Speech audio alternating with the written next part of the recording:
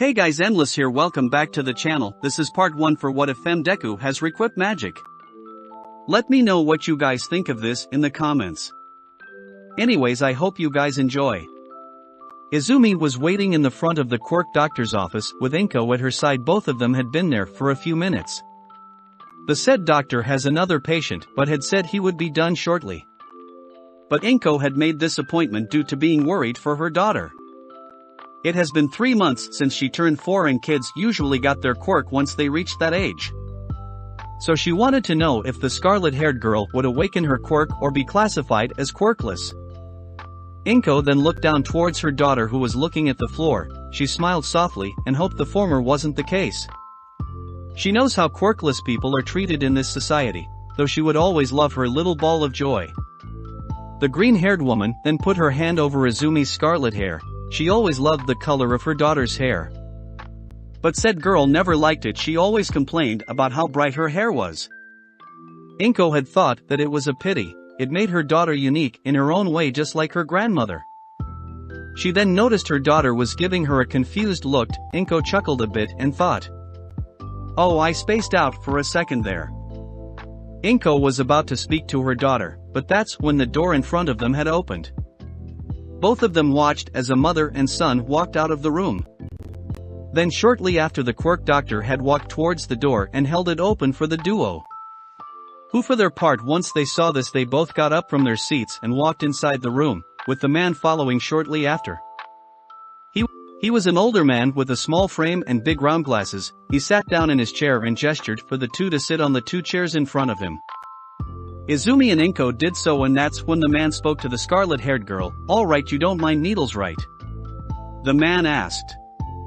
When Izumi shook her head in the negative, the man pulled out a small syringe and walked over to the scarlet-haired girl. Once he was beside the girl, he got a sample of her blood and walked over to his computer, and said he is going to run a few more tests and tell them the results. The duo nodded, and so another few tests later. Said results had came in, and the quirk doctor was shocked but hid it from the mother and daughter. He smirked and thought, "I needed a quirkless patient." However, he changed his expression as he turned around and spoke to the mother. "I'm sorry to say this, ma'am, but your daughter is quirkless." Once Inko had heard this, she was shocked. She had a few tears fall down and quickly hugged her daughter, who also had a few tears. She wanted to become a hero. But now that Izumi knows she doesn't have a quirk, it won't be possible. The two had left the office with sad expressions, and the quirk doctor quickly called the front desk, saying he will leave early today. Dr. Kyodai made his way towards his secret passage below the hospital, and once he walked down the dark pathway to an open room with multiple tubes around him that had creatures inside of it and a big computer in the center.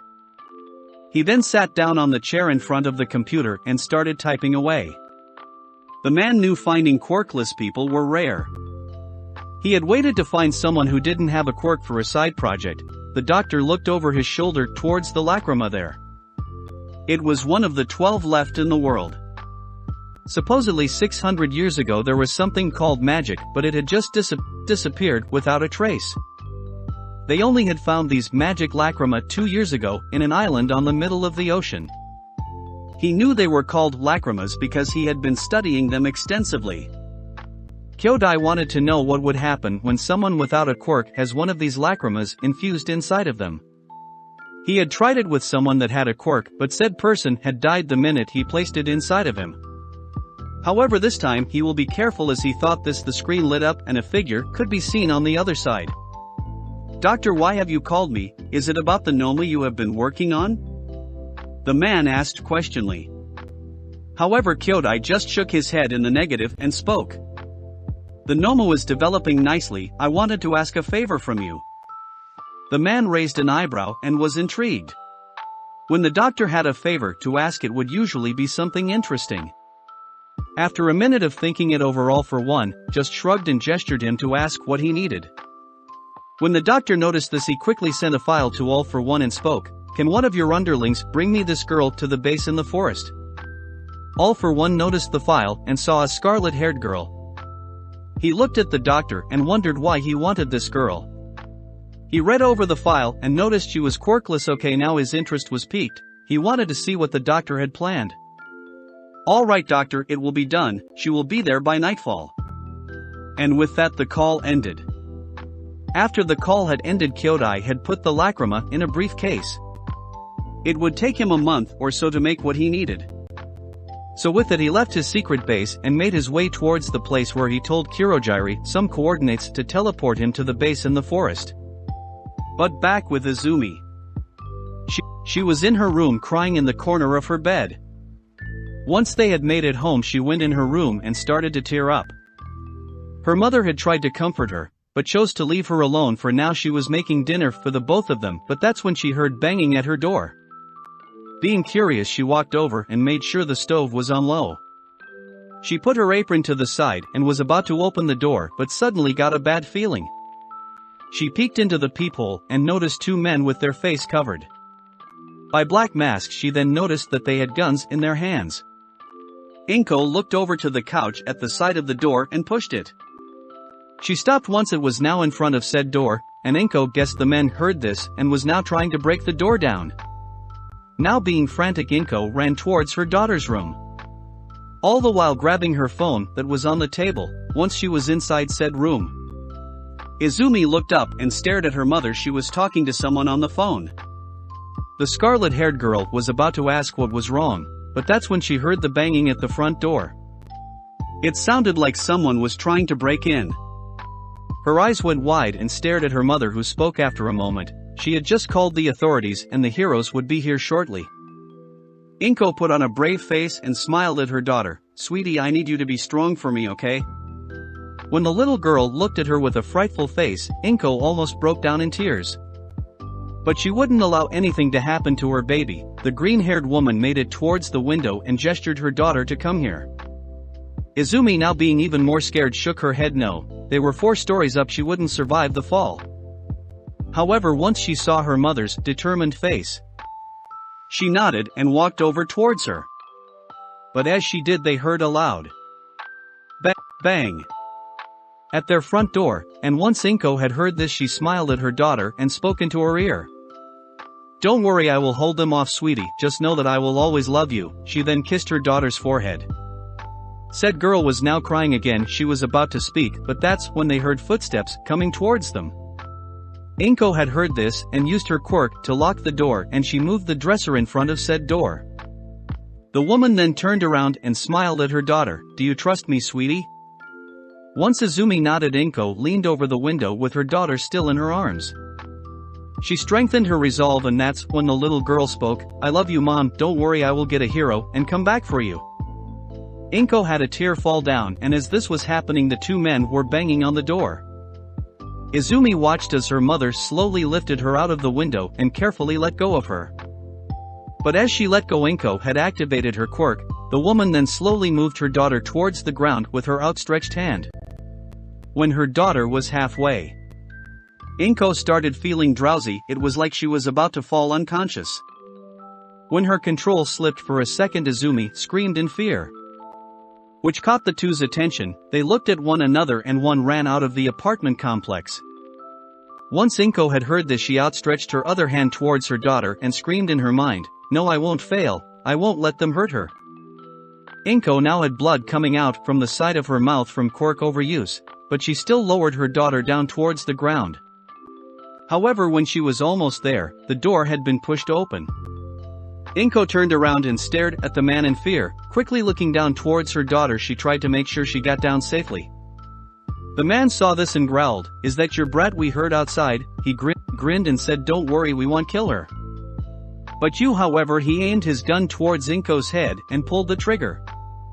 All Izumi had heard was a gunshot, then she had fell down 10 feet towards the grass that was below her. She landed on her side with a thud. Izumi screamed at the pain and stared up towards her window. The redhead knew what that gunshot had meant. Her falling down was proof of that. She had tears go down her cheek, and Izumi slowly stood up, and once she was standing, she heard the gate creak at her side along with footsteps. The scarlet-haired girl looked over and saw a man running towards her. Izumi started to run away once she saw this. She tried to turn the corner, however said girl had ran into another man, who was by a car but had the same mask as the one who was chasing behind her. She tried to get out of his grip, but that's when Izumi felt something hit her in the back of the neck, and then the world went dark. The man slowly picked up the little girl and threw her over his shoulder. He then looked over at his partner and spoke. "So we're getting paid 100,000 just to bring this girl to some forest." The other man nodded, and that's when the third man came out with some jewelry in his hands. Then the three made their way into their car and drove away. 5 minutes later, the police and Hiro had arrived. They had got a call for a break-in. The lady who was on the phone had said that 2 men were trying to break down her door and had guns. But before the operator could ask more questions, the woman had hung up. So All Might, who was in the area, had heard this from his friend. He tagged along and looked at said friend that was right beside him. "So Tsukachi, what else do you have on this?" Said man just looked grim and spoke. "Witnesses said they heard 3 gunshots. The first 2 were in quick succession and the last happened 2 minutes after the first 2. As he was talking, the 2 had made it to the 4th floor and noticed the open door with bullet holes on where the locks were supposed to be. All Might made his way inside, with the detective following shortly after. Once the duo noticed no one was in the living room, they looked around the small home. Then that's when All Might looked towards the hallway and saw that there was an open door. Quickly making his way towards said door, All Might was tense. And the detective, who was behind him, had his gun ready. But as they reached the door, both of them were shocked to see what presumably was the lady who called them dead on the ground. All Might looked at his friend and thought to himself, "We were too late." He then clenched his fist. "How can I call myself the #1 hero?" He then spoke. "Did she live alone, or did she have anyone else staying with her?" Tsukachi was looking at the open window, then he looked down and pulled out his phone and quickly typed in the woman's name. There a file showed up, and the 2 noticed her husband was overseas, and her daughter was living with her. After he said this, All Might had checked for said girl within the house, hoping that he could at least save the girl. As All Might did this, the detective walked over to Inko's lifeless body and closed her eyes. He wondered why she had a smile on her face. He quickly said a prayer and glanced down towards the window. Once he did, however, the man noticed something looked off. Like something was dropped onto the grass. His eyes went wide and thought back to what Inko's quirk was. So she tried to save her daughter by sending her towards the ground. He quickly shouted, "All Might, come here." Said hero rushed back into the room with a frown. He didn't find the little girl in any of the rooms. She is out there and is probably being chased by whoever did this. Once All Might had heard this, he jumped out through the window and landed onto the ground. He looked up towards the detective and shouted, "I will start a search to look for her," and with that he ran away at his top speed. Back to Izumi. She had woken up an hour later in an unfamiliar place. Izumi was in a big dark room with about 24 kids with her. All with varying emotions. Some were crying, some had looked like they just accepted the situation that they were in. Izumi looked around some more and noticed there were some kids that looked like they were 10 to 12. She sniffed a bit, and some tears started to fall down. She had gotten taken away from her mother and is now in an unfamiliar place. However, one boy had been looking at Izumi curiously. Her hair made her stand out in the dark room. Once he had saw her tear up, the boy had walked over towards her. And when he was in front of the smaller girl, he spoke, which startled her a bit. Izumi stared at the blue-haired boy in surprise. She didn't think anyone would talk to her. When the boy noticed her look, he quickly spoke, "Hi, my name is Seagrain." He introduced himself. After a moment she spoke hesitantly, "My name is Izumi," she said while looking towards the floor. The now revealed Seagrain smiled and was about to speak, but that's when a man walked into the room with 2 creatures at his side. When he walked in, everyone in the room tensed and walked to the edge of the wall. The man looked around and once he spotted the red hair. The man grinned and told one of his nomus to bring him the girl with red hair. Once the man walked in, Izumi wasn't as scared. Her fear had turned to anger once she noticed the same doctor from earlier. She tried to rush towards the smaller man and hit him in the face. However, the thing that had a brain sticking out of its head had quickly stopped her rush, then sent her towards the ground with a loud thud. The man just looked amused at this. He then walked over to the down girl and stared her in the eyes. You know, if you be a good little girl you just might survive this." In response, Izumi glared at the man and spat at his boot. Kyodai chuckled and told the Nomu to bring her with them. As this was happening, Seagrain was clenching his fist. He had been here for a year now and didn't like this place one bit. He has been forming an escape plan, but now he is going to change it a bit by adding one more person. The blue-haired boy then walked over to a group of 2. Back with Izumi, the doctor had led them into a room where she was strapped down onto a chair. He looked back towards the scarlet-haired girl and spoke, while looking for something. "You know, it's a pity that your mother had to die. I was just so curious about what would happen." As he said this, Izumi felt her anger rise, but she couldn't do anything in this situation. Dr. Garaki then pulled out a syringe that had a light blue liquid inside of it. He then looked over to Izumi with a big grin. "You know, I remember you saying something about not being scared of needles, right?" Izumi flinched when the syringe was poked into her arm, then all she felt was pain. She screamed once she felt the strange liquid enter through her bloodstream, and had passed out due to the pain. The doctor stared at her unconscious form with a critical eye, and after a minute he waited to see if she would stop breathing. But to his delight the girl kept breathing. He then ordered his Nomu to put her back in the room. Once the blue-haired boy noticed the steel door open again, he was hoping that the redhead from earlier would come back. She reminded him of his little sister that had died when he got taken. So when said boy noticed the Nomu thing putting her unconscious form onto the ground, his anger had rose up. He wanted to show this prick that he can't do what he wanted. He will make sure to kill the man when he escapes. By the way, his quirk is a light-based quirk called Heavenly Body. However, he can't control it and has been tested on by the crazed doctor in an effort to see if he could improve it. However, as he thought this, his body moved towards the unconscious girl and moved her to the side of the room bridal style. His 2 friends appeared at her side, one being a brown-haired girl with cat ears and the other with black hair. He glanced at them and spoke. "We are bringing her with us when we escape," he said firmly. The other 2 just nodded in agreement. As this was happening, All Might had got a lead from Tsukachi. He had said someone saw a red-haired girl get pulled into a black car. They were able to identify the car, and now All Might was rushing towards the place where the car was seen last on the city cameras. He didn't know why, but he felt a connection to the little girl. All Might wanted to protect her and save her. So once the number 1 hero saw the car parked outside of a store, he waited at the corner of the building. After a few minutes he saw 3 middle-aged men walk out, with a bunch of random stuff. He then overheard their conversation. "That was an easy pay for the job we did earlier," the man said with a loud laugh. The other man besides him spoke up as well. "Yeah, that green-haired lady didn't even put up a fight." When All Might heard this, his blood boiled. He quickly made his presence known and the 3 froze at the sight of a pissed-off All Might. Said hero cracked his knuckles and spoke in a cold tone. "Care to repeat that again? I didn't quite catch that." The 3 gulped and one of them tried to reach for his back pocket, but as he did, the man got sent flying towards their car, which broke the windshield. The 2 others stared at All Might, who was now standing in front of them.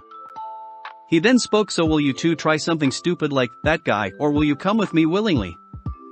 As he said this, the duo heard sirens that were coming towards them. They glanced at their friend on the car and both raised their hand up in surrender. 2 days later, Izumi stirred and the blue-haired boy noticed this. He waited and saw how the redhead quickly opened her eyes and frantically looked around. She then put her hand over her shoulder reflexively. Seagrain noticed this and started to speak. "Do you remember what happened when they took you?" he asked softly. Her brown eyes looked up at him and nodded. She then spoke quietly. "He poked me with a syringe that had something blue inside of it, but I don't remember anything after that." After hearing this, the boy frowned. "So he injected her with the lacrima," he thought. He knows about the lacrima because the doctor thought he was unconscious. He would ramble about it.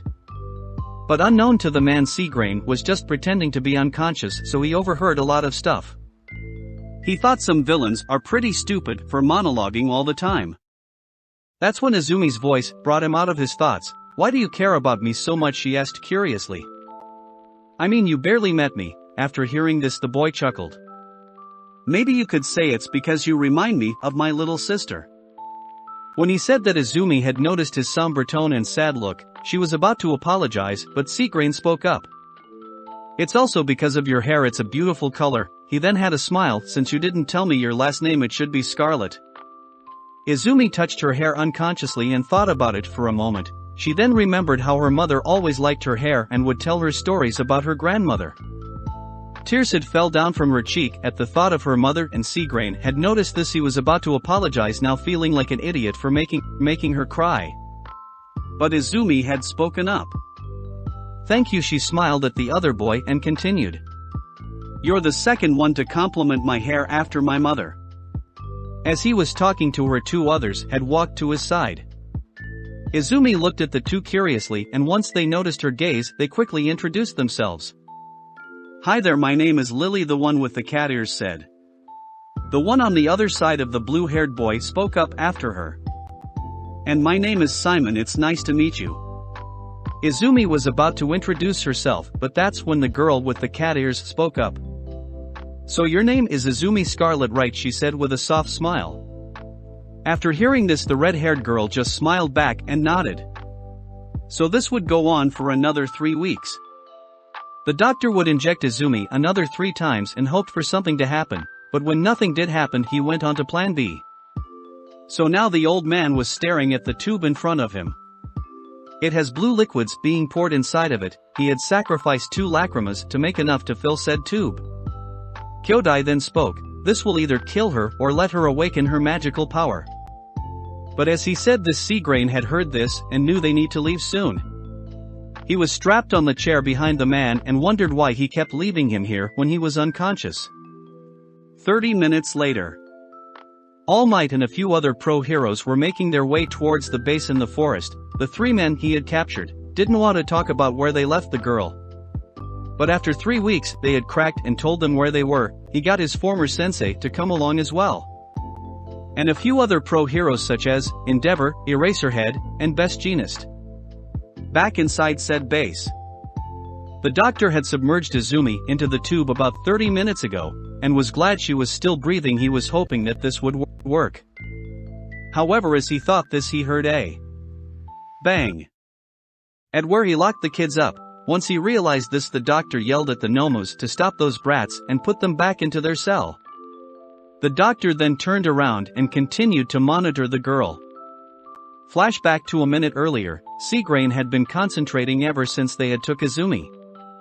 The other 2 besides him along with the other kids had watched as he had sweat coming off his face and opened his eyes about 30 minutes later. He then shouted Meteor and launched himself towards the steel door. Seagrain smashed into the door and the other kids tried to help, and after a minute, the door flew open and the blue-haired boy told everyone to run outside. Once they did that, Seagrain growled and shouted, "Meteor." He then left Lily and Simon behind. The blue-haired boy was pissed. He didn't want Izumi to die.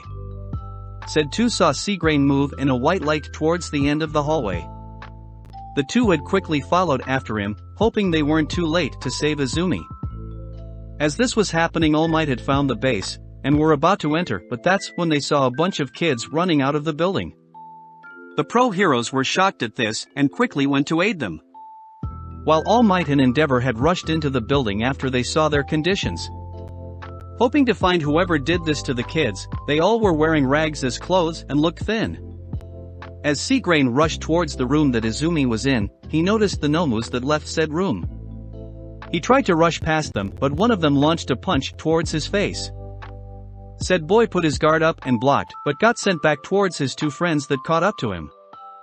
Kyodai had heard this and quickly awakened the remaining Nomus in the room, which were about 20. He then shouted, "Don't let anyone enter," and once he spoke this, they tried to open the door.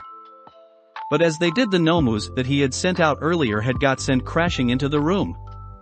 With Seagrain glaring at the old man on top of one, he shouted at him angrily, "You will die here, geezer." As he said this, Lily and Simon gasped once they saw Izumi submerged in a tube.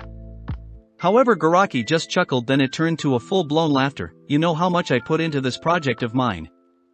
I won't let you ruin it," and as he said this, the Nomus rushed the 3 kids.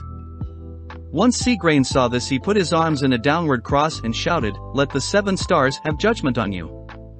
Grand Chariot." After he launched this attack towards the Nomus, there was a loud boom. Seagrain huffed and watched in satisfaction as some of the Nomus got blown in half. He is surprised that he is able to control his power finally. It's probably because of his rage, he thought tiredly. However, his eyes went wide at the sight before him. The monsters were regenerating.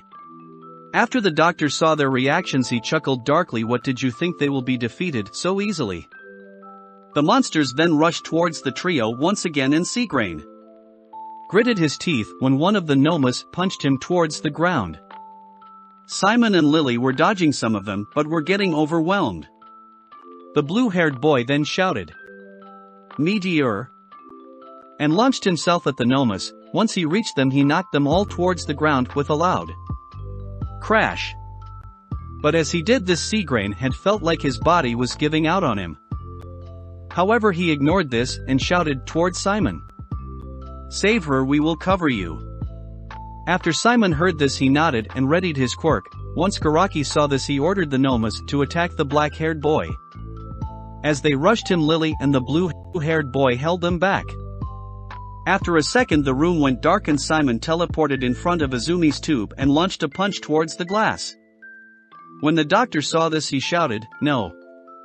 After a second, his punch had shattered the tube and Izumi had fell out. Simon tried to catch her, however he noticed one of the Nomus launched a tentacle at him and the unconscious Izumi. He quickly stood in front of her defensively, but the attack had cut off half of his left arm. Simon cried out in pain but gasped when the thing continued to pierce Izumi's left eye. Said girl had woke up due to the pain in her eye and noticed the situation they were in. The red-haired girl saw that Simon lost half of his left arm and how the Nomus were overpowering Lily and Seagrain.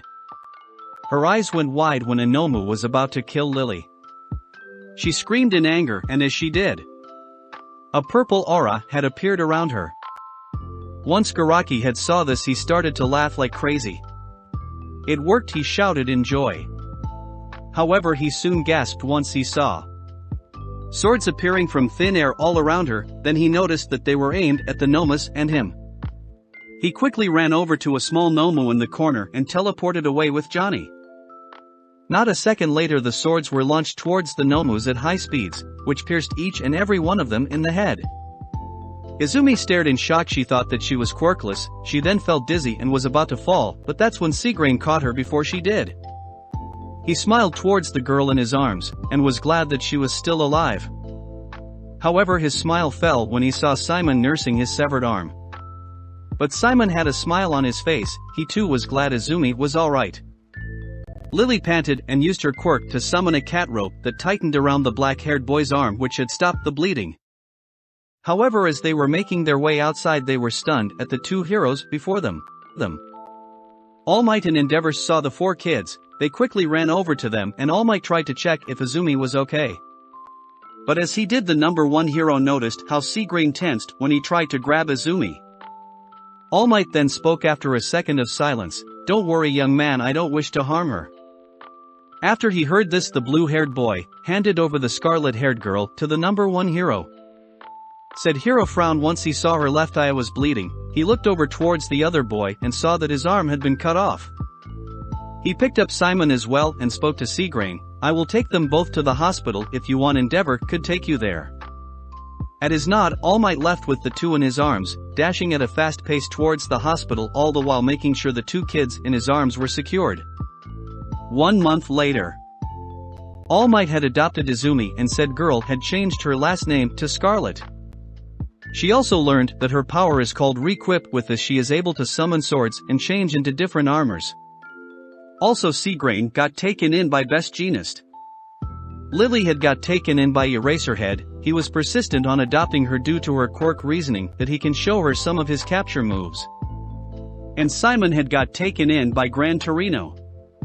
So now All Might was standing in front of his best friend David Shield. He had him make an artificial eye for Izumi, and was watching as David unwrapped her left eye. Once he did that, David spoke to the girl. "Now try opening it," he said gently. Izumi did so and blinked a few times. She then looked towards the ground and started to tear up. He was about to ask what was wrong, but that's when he noticed that the tears weren't falling from her left eye. All Might and David slightly panicked and was about to say he can fix it, however the red-haired girl shook her head.